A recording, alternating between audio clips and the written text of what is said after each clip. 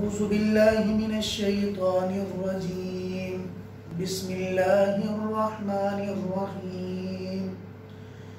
لقد رضي الله عن المؤمنين إذ يبايعونك تحت الشجرة فعلم ما في قلوبهم فأنزل السكينة عليهم وأثابهم فتحا قريبا ومغانم كثيرة يأخذونها وكان الله عزيزا حكيما. وعدكم الله مغانم كثيرة تأخذونها فعجل لكم هذه وكف أيدي الناس عنكم ولتكون آية للمؤمنين ويهديكم صراطا مستقيما. وأخرى لم تقدروا عليها قد أحاط الله بها وكان الله على كل شيء قديرا. ولو قاتلكم الذين كفروا لولوا الأدبار ثم لا يجدون وليا ولا نصيرا. سنة الله التي قد خلت من قبل ولن تجد لسنة الله تبديلا. وهو الذي كف أيديهم عنكم وأيديكم عنهم ببطن مكة من بعد أن أظفركم عليهم وكان الله بما تعملون بصيرا. هم الذين كفروا وصدوكم عن المسجد الحرام والهدي معكوفا أن يبلغ محله ولولا رجال مؤمنون ونساء مؤمنات لم تعلموهم أن تطؤوهم فتصيبكم منهم معرة بغير علم ليدخل الله في رحمته من يشاء. لو تزيلوا لعذبنا الذين كفروا منهم عذابا أليما. إذ جعل الذين كفروا في قلوبهم الحمية حمية الجاهلية فأنزل الله سكينته على رسوله وعلى المؤمنين وألزمهم كلمة التقوى وكانوا أحق بها وأهلها وكان الله بكل شيء عليما. صدق الله العظيم. شروع اللہ کے نام سے جو بڑا مہربان نہایت رحم والا ہے. لقد تحقیق رضی اللہ تعالیٰ راضی ہو گئے عن المؤمنین ایمان والوں سے اذ یبایعونک جب وہ لوگ آپ کے ہاتھ پر درخت کے نیچے بیعت کر رہے تھے. فعلم ما فی قلوبہم اللہ تعالیٰ ان کے دلوں کی کیفیات کو خوب جانتے ہیں. فانزل السکینۃ علیہم اللہ نے ان پر اطمینان کو اتار دیا. وَأَصَابَهُمْ اور وہ طمانینت اطمینان ان کے دلوں میں اتر گیا. فتحاً قریبا اور اللہ تعالیٰ نے ان کو قریبی فتح بھی عطا کر دی. اصابہ کا معنی پہنچانا عطا کرنا. اللہ نے ان کو قریبی فتح بھی عطا کر دی. وَمَغَانِمَ كَثِيرَةً يَأْخُذُونَهَا اور بھی بہت ساری غنیمتیں اللہ نے عطا کی جن کو وہ لیں گے. اللہ تعالیٰ غالب ہیں، حکمت والے ہیں. اللہ تعالیٰ نے تم سے بہت زیادہ مال غنیمت کا وعدہ کیا ہے جن کو تم لوگے. فعجل لکم ہذہ اللہ تعالیٰ نے تمہارے لیے اس کو جلدی کر دیا اور لوگوں کے ہاتھوں کو تمہارے تک پہنچنے سے روک دیا کہ وہ تمہیں تکلیف نہ دے پائیں، تم پر حملہ نہ کر سکیں۔ وَلِتَكُونَ آیَةً لِّلْمُؤْمِنِينَ، اور یہ سارا کچھ اللہ اس لیے کریں گے تاکہ ایمان والوں کے لیے یہ ان کا ایمان پر رہنا نشانی بن جائے۔ وَيَهْدِيَكُمْ صِرَاطًا مُسْتَقِيمًا، اور اللہ تعالیٰ تمہیں سیدھے راستے کی ہدایت عطا کر دیں۔ وَأُخْرَى لَمْ تَقْدِرُوا عَلَيْهَا، اور ایک ایسا کچھ بھی ہوگا جن کی تم کرنے کی کبھی طاقت نہ رکھو گے۔ قَدْ أَحَاطَ اللَّهُ بِهَا، لیکن اللہ تعالیٰ گھیر کر تمہارے ہاتھوں میں دے دیں گے۔ وَكَانَ اللَّهُ عَلَى كُلِّ شَيْءٍ قَدِيرًا، اللہ تعالیٰ تو ہر چیز پر قدرت رکھنے والے ہیں۔ مطلب کچھ جنگیں تو تمہارے ہاتھ میں تھیں، اگر تم لڑتے تو جیت جاتے، لیکن کچھ تمہارے قابو میں نہیں تھی، اتنی طاقت والے وہ لوگ تھے، لیکن اللہ نے تمہارے ہاتھ میں دے دیا۔ وَلَوْ قَاتَلَكُمُ الَّذِينَ كَفَرُوا، اگر وہ کافر تم سے لڑائی کرنے پر آ جاتے، تم سے لڑائی کرتے، لَوَلَّوُا الْأَدْبَارَ، تو پیڑ پھیر کر بھاگ جاتے، پھر کسی مددگار کو اور کسی مدد کرنے والے کو نہ پاتے۔ سنت اللہ التی، یہ اللہ کا پہلے سے دستور رہا ہے کہ جو اللہ کا بن جاتا ہے اللہ اس کے بن جاتے ہیں۔ وَلَن تَجِدَ لِسُنَّتِ اللَّهِ تَبْدِيلًا، آپ اللہ کے دستور کو کبھی تبدیل ہوتا ہوا نہیں پائیں گے۔ اللہ نے جو دستور بنایا ہے وہ دستور قائم رہے گا۔ وَهُوَ الَّذِي، وہ اللہ ہی تو ہے جس نے ان کے ہاتھوں کو تم سے روک دیا اور تمہارے ہاتھوں کو ان سے روک دیا، بِبَطْنِ مکہ، مکہ کی وادی میں، جبکہ اللہ تعالیٰ نے تمہیں ان پر کامیابی بھی عطا کر دی۔ ان اظفرکم علیہم، کہ اللہ نے تمہیں کامیابی عطا کر دی ان پر۔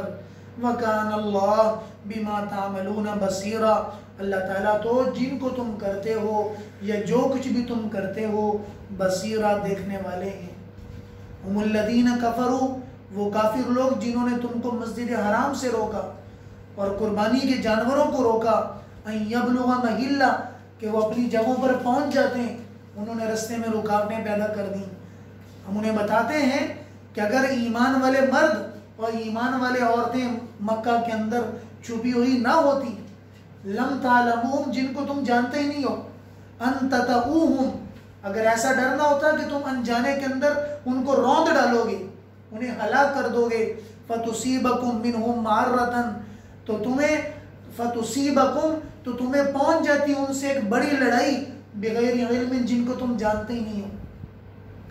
لیدخل اللہ فی رحمتہ، تاکہ اللہ تعالیٰ اپنی رحمت میں داخل کر دیں اس آدمی کو جسے اللہ تعالیٰ چاہتے ہیں۔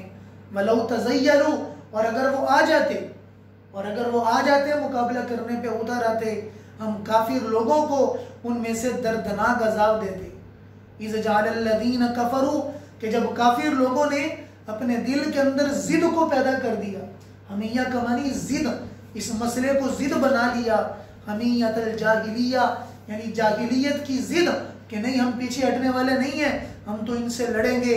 فانزل اللہ سکینتہ، تو اللہ تعالیٰ پھر بھی ان کے مقابلے کے اندر طاقت رکھنے کے باوجود بھی اللہ نے اپنے رسول پر اور ایمان والوں پر ان کے دلوں میں اطمینان کو پیدا کر دیا۔ وَأَلْزَمَهُمْ كَلِمَةَ التَّقْوَى، اور اللہ تعالیٰ نے ان کو تقوی کا کلمہ لازم قرار دے دیا کہ تم صرف اللہ سے ڈرو، ان کے تان و تشنیع کو نہ دیکھو، تم مقابلہ کر سکتے ہو لیکن تمہارا خدا اس وقت صلح کے اندر بہتری سمجھتا ہے، اس لیے تم اسی کو اپناؤ۔ وَكَانُوا أَحَقَّ بِهَا وَأَهْلَهَا، وہ زیادہ حقدار تھے تقوی کے کلمے کے اور تقوی والا ہونے کے۔ وَكَانَ اللَّهُ بِكُلِّ شَيْءٍ عَلِيمًا، اللہ تعالیٰ ہر چیز کو جاننے والے ہیں۔ تو آپ حضرات نے پچھلے 2 رکوع میں ملاحظہ فرمایا کہ اللہ تعالیٰ جنگ یعنی حدیبیہ جو صلح کی، حضور اکرم صلی اللہ علیہ وسلم کچھ قبیلے کو لے کر، کچھ افراد جو حضور کے ساتھ ہیں جن کی تعداد 1500 یا 1400 بتائی جاتی ہے، حضور کے ساتھ ہیں۔ حضور کا ارادہ صرف عمرہ کرنے کا تھا کہ جب اللہ تعالیٰ نے حضور کو بتا دیا کہ آپ فتح ملے گی آپ کو اور آپ یہ غالب ہوں گے، تو مسلمانوں کی بڑی جماعت کو لے کر حضور روانہ ہو گئے۔ رستے میں کافی قبیلوں سے کہا بھی ہے کہ ہمارے ساتھ ملو، لیکن نہیں گئے، جن کی ملامت اللہ نے پچھلے رکوع میں اتاری۔ اب اس رکوع میں اللہ تعالیٰ فرما رہے ہیں کہ جب یہ مسلمان وہاں پر پہنچے ہیں تو حضور اکرم صلی اللہ علیہ وسلم نے مشرکین کے جو مہاجرین تھے ان کو جمع کر کے ان کے دستے بنائے.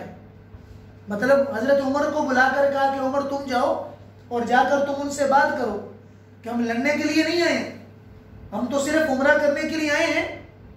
اور اللہ تعالیٰ نے اور مسلمان جو وہاں پر موجود ہیں ان کو جا کر بتاؤ کہ قریب ہی اللہ تمہاری تکلیفوں کا انتظام کر دیں گے, اب تم ہمیشہ تکلیفوں میں نہیں رہو گے, اللہ تمہیں آزادی دے دیں گے. اور مشرکین کو بتا دو کہ دیکھو ہم لڑنے کے لیے نہیں آئے, صرف اور صرف عمرہ کرنے کے لیے آئے ہیں, عمرہ کر کے واپس چلے جائیں گے, جو قربانی کے جانور لے کر آئے ہیں ہمیں وہاں پر جانے دو. یہ ذوالحلیفہ کا مقام ہے جہاں پر حضور نے پڑاؤ ڈالا تھا. حضرت عمر نے کہا یا رسول اللہ میری ان کے ساتھ بہت زیادہ چپکلشیں پرانی چلتی آ رہی ہیں اور میں تھوڑا سا غصے والا بھی ہوں, وہ ایک بات کریں گے میں 3 باتیں کروں گا, وہ ایک مرتبہ جذبے کے اندر آئیں گے میں اپنا جذبہ اور بڑھ کر دکھاؤں گا, اور آپ تو صلح کرنے کے لیے آئے ہیں, آپ کا ارادہ لڑنے کا نہیں ہے. اگر آپ یہ چاہتے ہیں کہ یہ صلح کی طرف بات چلی جائے تو سب سے بہترین ہم میں جو کول بندہ ہے, جو ٹھنڈے مزاج کا بندہ ہے, وہ حضرت عثمان ہے, آپ ان کو بھیجیں, چونکہ وہاں پر ان کا کنبہ بھی ہے. حضرت عثمان کی ایک شادی وہاں پر تھی, ایک مدینے کے اندر کی ہوئی تھی. تو فرمایا کہ ان کا کنبہ بھی چونکہ وہاں پر موجود ہے, ان کی جائیداد بھی وہاں پر کافی ساری موجود ہیں, اور ویسے بھی بڑے کول بندے ہیں, ٹھنڈے بندے ہیں, غصہ نہیں آئے گا اگر کوئی جذباتی بات کریں گے. آپ ان کو روانہ کریں اور ان کو جا کر کہیں کہ یہ صحیح بات جا کر بتائیں. تو حضرت عثمان کے نام پر سب کا اتفاق ہو گیا. ویسے یہ خود بھی رؤساء میں سے تھے اور امین ترین لینڈ لارڈ تھے اس وقت. تو حضور اکرم صلی اللہ علیہ وسلم نے حضرت عثمان کو نمائندہ بنا کر وہاں پر روانہ کر دیا. کچھ مسلمان جو تھے انہوں نے یہ بھی کہہ دیا کہ لگتا ہے کہ عثمان کو وہاں پر جانے کا موقع ملا, وہ اپنا عمرہ کر کے آ جائیں گے. اللہ اکبر, یہ حضور کی محبت ہے. فرمایا کہ ہو ہی نہیں سکتا, ایسا ہو نہیں سکتا کہ عثمان میرے بنا عمرہ کر کے آ جائے. ابھی تک عثمان جا رہے ہیں اور صداقت حضور دے رہے کہ میرے بغیر عثمان کبھی عمرہ نہیں کریں گے, جتنی مرضی ان کو آفریں ہو جائیں گی, جب تک باقی نہیں کریں گے وہ کبھی نہیں کریں گے. وہی ہوا, جا کر صحیح بات کی کہ اللہ کے نبی صلی اللہ علیہ وسلم تم سے لڑنے کے لیے نہیں آئے, صرف عمرہ کرنے کے لیے آئے ہیں, بڑا محبت اور سکون کا پیغام لے کر آئے ہیں, حضور کو عمرہ کرنے دو, حضور کو عمرہ کرنے دو, اور ہم اطمینان کے ساتھ واپس چلے جائیں گے. ہم تم سے یعنی بڑھنے کے لیے نہیں آئے, تم سے لڑنے کے لیے نہیں آئے. ادھر سے مشرکین کی جماعت, انہوں نے پورے اپنے جنگجو حضرت خالد بن ولید جو مسلمان نہیں ہوئے تھے, خالد کو گورنر بنا کر, ان کا امیر بنا کر وہاں پر بھیجا ہوا تھا کہ اگر تھوڑی سی بات آپس کے اندر بگڑتی ہے تو فوری طور پر لڑائی شروع ہو جائے. اب حضرت عثمان نے جب جا کے بات کی تو کافی دیر لگ گیا. جو مسلمانوں کو توقع تھی کتنے وقت میں آ جائیں گے, جیسے میں نے کل بھی گزارش کیا کہ کسی نے آ کر حضور اکرم صلی اللہ علیہ وسلم کو آ کر بتا دیا کہ یا رسول اللہ حضرت عثمان کو شہید کر دیا گیا, حضرت عثمان کو شہید کر دیا گیا. اب جب حضور صلی اللہ علیہ وسلم کو اس بات کا پتہ چلا تو چونکہ قاصد جو ہے کسی بھی ملک کا سفیر وہ پورا ملک ہوا کرتا ہے, کسی مسلمان یا کافر کسی کے سفیر کو مار دینا پورے اس ملک کی لڑائی ہوا کرتی ہے. یہ سفیر بن کر گئے تھے, حضور کا پیغام لے کر گئے, تو پتہ چلا کہ ان کو شہید کر دیا گیا. تو حضور حضرت جبریل علیہ السلام دوپہر کے وقت میں حضور کے پاس تشریف لائے کہ فرمایا کہ سارے مسلمانوں کو جمع کرو اور آپ کے ہاتھ پر اللہ اور اس کے رسول کے نام پر یہاں پر بیعت کریں. کس چیز پر بیعت کریں؟ موت پر بیعت کریں. اگر وہ بات ایسی ہی ہے کہ حضرت عثمان کو شہید کر دیا گیا, ہم میں کوئی بچ کے نہیں جائے گا جب تک عثمان کا قصاص نہ لیا جائے. حضور نے سب صحابہ کو جمع کیا, سارے صحابہ موجود تھے. حضور نے فرمایا کہ میرے ہاتھ پر بیعت کرو. نیچے حضرت جبریل کا ہاتھ, اوپر حضور کا ہاتھ, اور سارے کے سارے مسلمانوں کا ہاتھ وہاں پر جمع ہوا. کسی نے حضور اکرم صلی اللہ علیہ وسلم کے اس کپڑے کو پکڑا, مختلف صورتیں بیعت کی وہاں پر اختیار کی گئی. سب کا جمع ہونا چونکہ مشکل تھا تو ایک کپڑا بچھا دیا گیا کہ جس کے اندر سب نے ہاتھ رکھ کر حضور کے ساتھ اپنی یعنی عقیدت اور اپنا ساتھ ہونے کی یقین دہانی کرا دی. اللہ وہ فرما رہے ہیں لَقَدْ رَضِيَ اللَّهُ عَنِ الْمُؤْمِنِينَ إِذْ يُبَايِعُونَكَ تَحْتَ الشَّجَرَةِ کہ اللہ بڑے خوش ہوئے ایمان والوں سے جب وہ آپ سے بیعت کرنے پر فوری کود پڑے، انہوں نے ایک منٹ کا تحمل نہ کیا کہ کفار کی طاقت بہت زیادہ ہے، وہ ہمیں مار دیں گے، ہمیں قتل کر دیں گے، ہمیں شہید کر دیں گے۔ ان کے دل میں خدا کا ڈر تھا، ان کے دل میں خدا کی عظمت تھی کہ جب اللہ نے اپنے نبی کو فتح کا بتا دیا ہے تو اللہ کے نبی ہی غالب ہو کر رہیں گے، اس لیے ان کو کوئی تردد نہیں تھا، آ کے فوری طور پر بیعت کر لی۔ اللہ تعالیٰ کو آگے بڑھنے والے فرمایا بڑے پسندیدہ ہیں جو دین کے کاموں میں آگے بڑھنے والے ہوں، کہ موقع ملا دین میں، اس لیے فرمایا والسابقون السابقون، کہ جو جماعت کی نماز کی طرف بھاگنے والے، پہلی صفوں کے اندر نماز پڑھنے والے۔ فرمایا کہ اگر لوگوں کو پتا چل جائے کہ مسجد کی پہلی صف کا مسجد کی پہلی صف کا ثواب کتنا ہے، لوگوں کو پتا چل جائے کہ مسواک کرنے کا ثواب کتنا ہے، تو لوگ اپنے جبڑوں کو پھاڑ دیں مسواک کے ذریعے سے، اور ایک دوسرے سے لڑائی کر کے ایک دوسرے کو نیزے مار کر مسجد کی پہلی صف میں شریک ہوں۔ اگر لوگوں کو پتا چل جائے کہ پہلی صف کے اندر نماز کا ثواب کتنا ہے، تو دین میں سبقت کرنا مطلوب ہے، کہ اللہ کے راستے میں سبقت کرنا، اللہ کے دین کے لیے سبقت کرنا، دین کے کاموں کے لیے سبقت کرنا، جو بھی دین کے کام ہے اس میں تجارت بھی ہے، اسی کے اندر لین دین بھی ہے، معیشت بھی ہے، معاشرت بھی ہے، پورا دین کے شعبے ہیں۔ جیسے اللہ کے راستے میں لڑائی کرنا دین کا شعبہ، اللہ کے راستے میں بہترین تجارت کرنا بھی دین کا شعبہ، اور اللہ کے راستے کے اندر باقی ماں باپ کی خدمت دین کا شعبہ، حسن سلوک رشتہ داروں کے ساتھ دین کا شعبہ، دوسروں کی غم گساری کرنا دین کا شعبہ، یہ سبھی دین کے شعبے ہیں جو حضور اکرم صلی اللہ علیہ وسلم پر اتارے گئے۔ یا رسول اللہ سب سے بڑا جہاد کیا ہے؟ فرمایا کہ اپنے نفس سے جہاد کرو، یہ تیرا سب سے بڑا جہاد ہے۔ ایک نے کہا یا رسول اللہ سب سے بڑا جہاد کیا؟ جاؤ اپنے جا کے ماں باپ کی خدمت کرو، سب سے بڑا جہاد ہے۔ یا رسول اللہ سب سے بڑا جہاد کیا؟ اچھی نماز پڑھو، سب سے بڑا جہاد۔ یا رسول اللہ سب سے بڑا جہاد کیا؟ اللہ کی راہ میں خرچ کرو، سب سے بڑا جہاد۔ یا رسول اللہ سب سے بڑا جہاد کیا؟ اپنے اخلاق کو اچھے کر لو، سب سے بڑا جہاد۔ اللہ نے اپنے نبی کو یہ دین کے سبھی شعبوں کے بارے میں بتایا، ان کی اہمیت کے بارے میں بتایا کہ دین کا ہر شعبہ دین پر چلنے کے اعتبار سے وہ اہم ہے، اس پر چلنے والا خدا کیا محبوب ہے۔ ایسا نہیں ہے کہ جو تجارت کرے دین کے مطابق اس کا مقام دین کے اندر کم ہو جائے اور وہ دین کے باقی شعبوں کے مقابلے میں کم ہو جائے، ایسا بالکل نہیں ہے۔ اس کا ثواب بھی ان علماء کے برابر ہے، اس کا ثواب بھی ان لوگوں کے برابر ہے جو خدا کی دین کے باقی شعبوں کے اندر اپنی جان فشانی کرنے والے ہیں، اپنے جذبات کو لے کر چلنے والے ہیں۔ اب بیعت رضوان کے لیے سب مسلمان جمع ہو گئے، جب اپنا ہاتھ دیا اللہ کے نام پہ موت پر بیعت کر دی، اللہ نے اسی وقت اور کافی ساری غنیمتوں کا وعدہ کر لیا کہ نبی جی ان کو بتائیں اللہ تمہیں بڑی غنیمتیں دیں گے، بس اللہ کو تمہارا بڑھنا اور اپنی جان کے نذرانے پیش کر دینا۔ جان لی نہیں ہے، اللہ پیسے لیتے نہیں ہیں، اللہ کو کیا ضرورت ہے قرضے لینے کی؟ کتنے مقام پہ کہہ رہے کون ہے جو اللہ کو قرضہ دے؟ کچھ قرضے لینے کے لیے نہیں ہوتے، کچھ قرضے دینے کے لیے ہوتے ہیں۔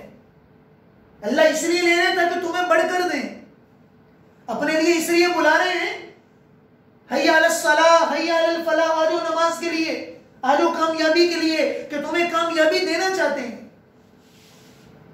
اللہ کسی کام کے لیے جو کسی مسلمان کو بلاتے ہیں میرے عزیز دوستو، مقصود اس سے نعمت کا لینا نہیں ہے بلکہ نعمت کا دینا ہے، کہ تاکہ اپنے بندے کو میں نعمت زیادہ کر دوں۔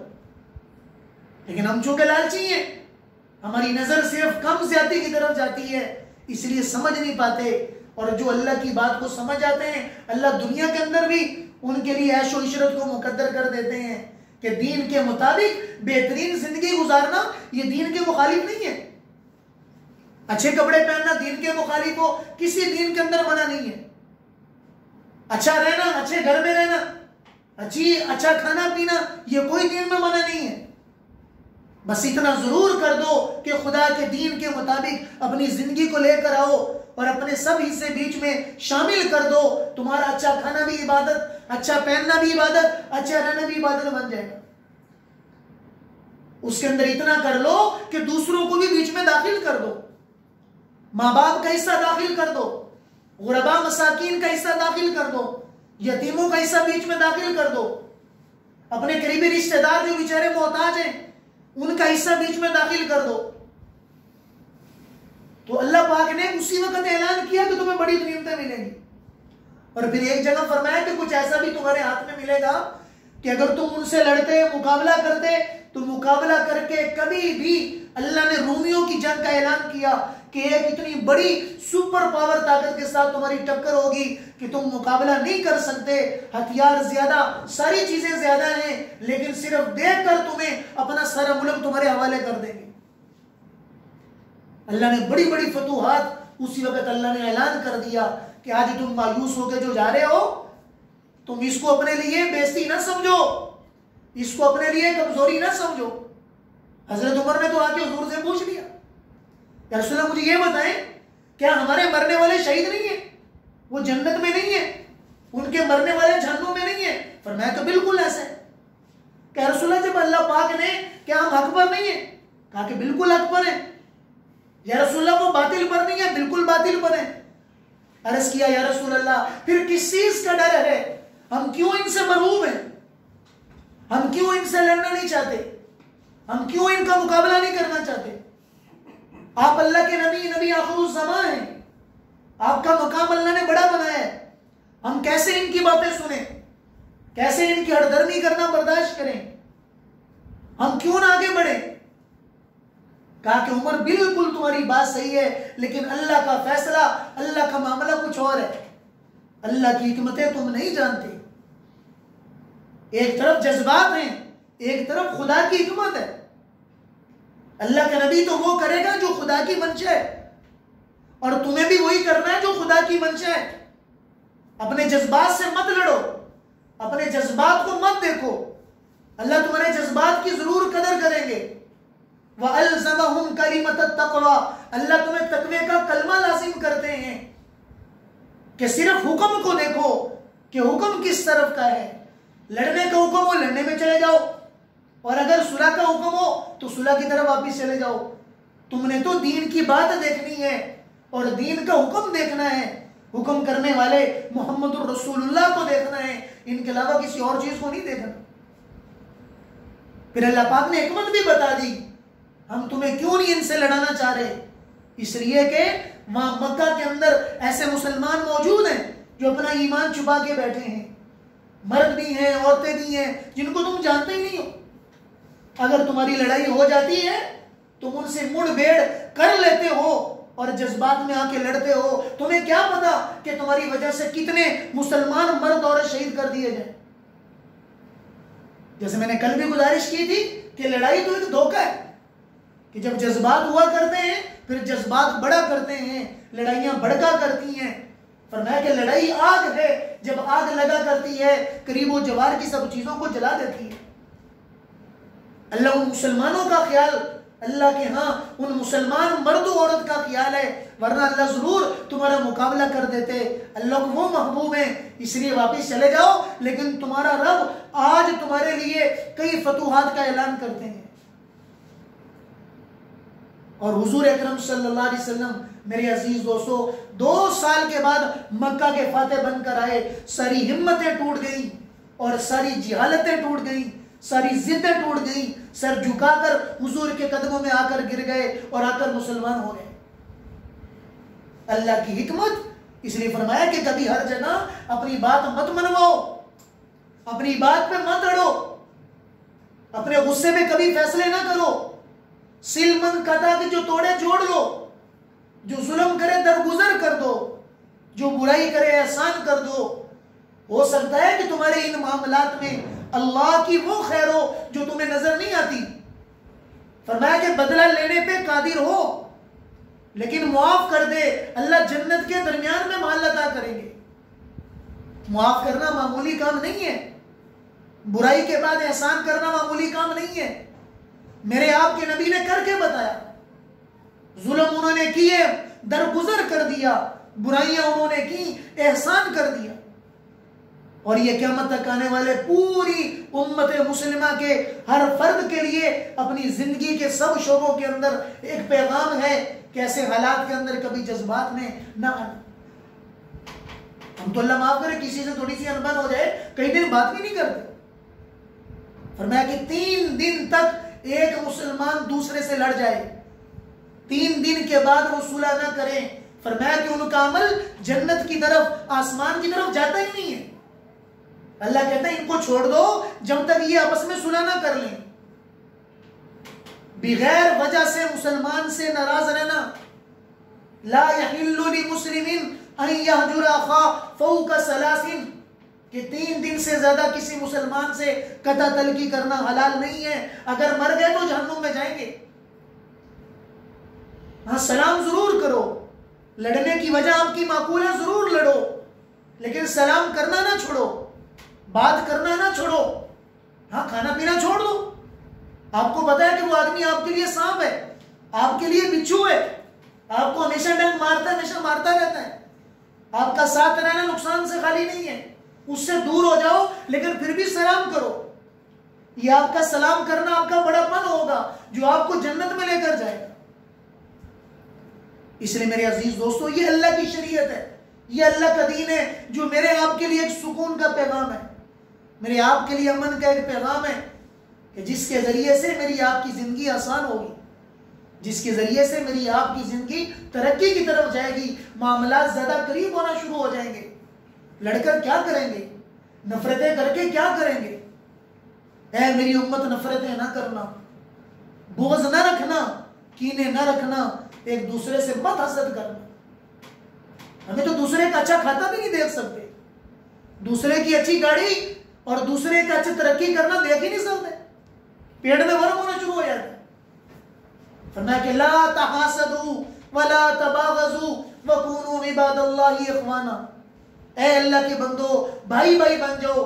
کسی نے دیکھا, آپ کو بتایا کہ یار ماشاءاللہ اللہ نے مجھے یہ چیز عطا کر دی ہے, تو ہاتھ اٹھا کر دعا کرو, اللہ اس کو زیادہ دے دے.